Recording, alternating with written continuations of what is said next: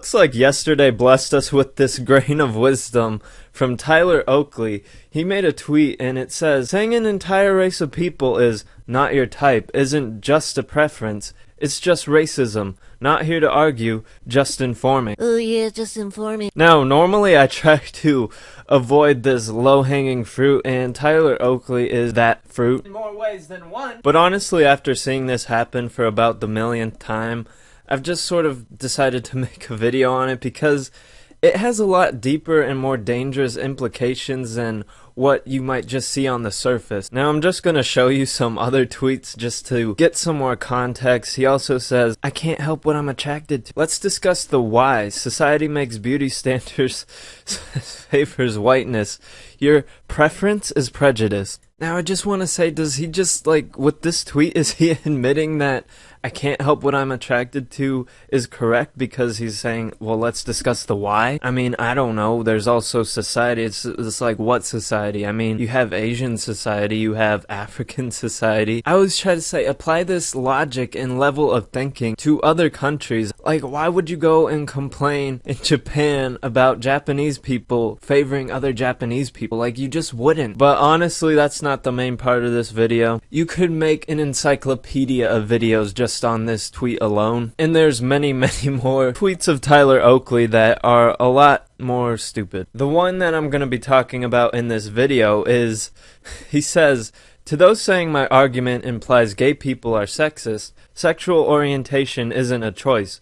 Writing off an entire race is. Now, this is, I guess you could say, the main part of this whole thing, because everyone just kind of jumps to this argument. People are saying, well, if you're basically writing off an entire gender, and he replies with, well, that isn't a choice. I can't help who I'm attracted to. So he's basically implying, he's like, sexual orientation isn't a choice, but being attracted to certain traits is? I can choose who I'm attracted to? Just notice how carefully he words it, saying, writing off an entire race. Yeah, you're writing off the race because you're not sexually attracted to people that don't have those physical attributes. The same exact way you write off an entire gender because they don't have a certain physical attribute. Honestly, for this argument, I'm just gonna make things easy for us, and it'll even help our friend Tyler out here. We're gonna say our hypothetical racist here is only going for one race, so essentially writing off every other race. It's sort of inverted, but it worked. It even looks kind of worse because instead of writing off one or two races, you're writing them all off except for yours. So according to the moral authority Tyler here, seeking out a relationship with a person with specific physical traits is wrong because it's racist. Apparently what you find attractive when it comes to race is a choice. You're fully in control of what you yourself find attractive. Tyler said it. Tyler knows if you can't get your little dick up to the thought of a person of a certain race, it's just your choice. You're choosing not to get hard because either you're racist or your dick is racist. There's a little racist somewhere in you. All because you chose not to get attracted to this certain race. And for all the gays out there, you're in the clear. Tyler says it's okay if you go after someone for a certain physical trait, as long as that trait is their genitalia, you're fine. You can go after guys with dicks, only guys with dicks. You can go after guys with vaginas if that's your thing. As long as the physical trait isn't skin color or body structure or some other thing that is race related, it's not sexist to write off an entire gender. But all those racists out there chose not to be attracted to certain races. That was their choice. So yeah, if you need it summed up, Tyler, I'm not sexist for being attracted to people with a certain physical aspect. Oakley says it's okay, he's not sexist, but you're racist for only being attracted to people with a certain physical aspect. And again, I'm just using that person as an example. Some people only like to date within their race. There's some people out there like that. I am not one of those people, but I'm certainly not gonna fault someone for having that preference. However, there's just some races I'm just not into. I don't hate them. I don't hate those kinds of people. It's just not my thing. It's just I'm not into it. The same way Mr. Oakley here is not into vaginas. It's just the hypocritical doublethink going on here is ridiculous. You just gotta look at the way he keeps wording it. He says preference is a choice. He keeps focusing on the choice part. He says if you're not into a race, that's your choice. While preference literally means choice, you can't really always choose your preference. For whatever reason, I don't think I will ever buy a dark green car.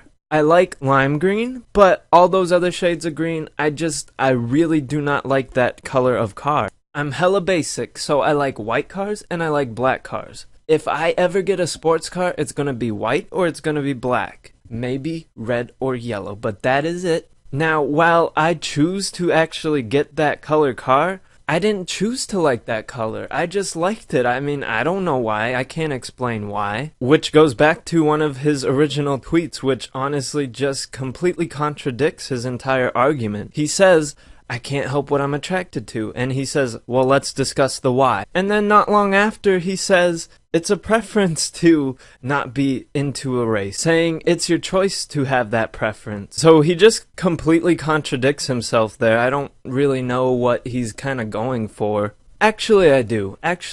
He wants to virtue signal. He wants to let everyone else know that they're racist, but he is above all that. He's just calling out everyone. You're a racist. And honestly, again, I could go on for days about this argument, but on both sides, this argument just kind of devolves. It's just, what is the point of this argument? You can kind of tell because of that little emoji thing he does.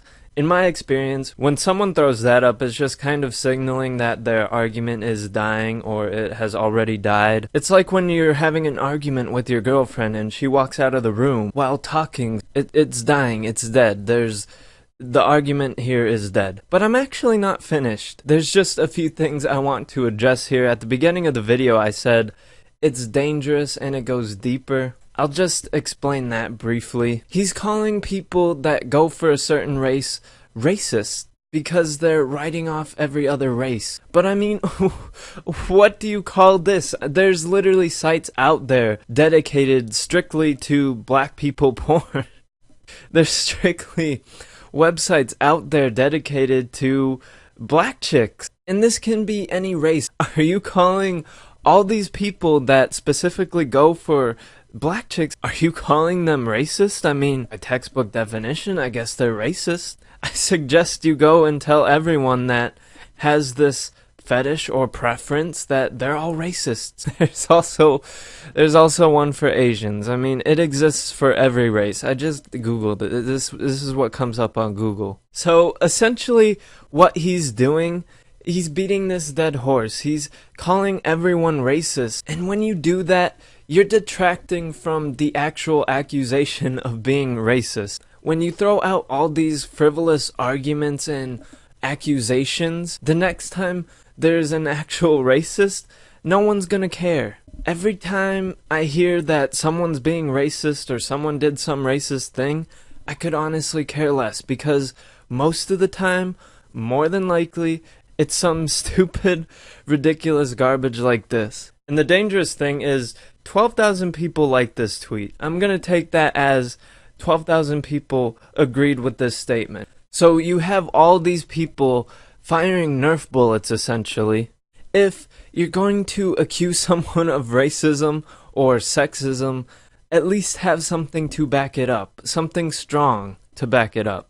I just look around, people are shooting Nerf bullets off everywhere I look. I remember there was this huge thing with this scientist, and he helped put a lander on a comet or an asteroid. I honestly forget at this point. A bunch of people got mad that he wore this shirt with women on it, and they're saying that it's demeaning to women or something. If I remember correctly, this shirt was made by a friend, and that friend is actually a woman. So again, it's just ridiculous. If you're going to accuse people of something-ism, then just back it up. That's why I see every day about, oh, Trump said something sexist, and it's just like, oh, what did he say? People are like, oh, he called this girl ugly. Not to get super off topic, but I've seen all these sexism accusations going around, and it just turns out that people are saying something negative, and it happens to be about a woman. So you have all these people taking away from what it actually means to be racist or sexist. So now you can have all these real racists or real sexists running around, and now they're kind of protected because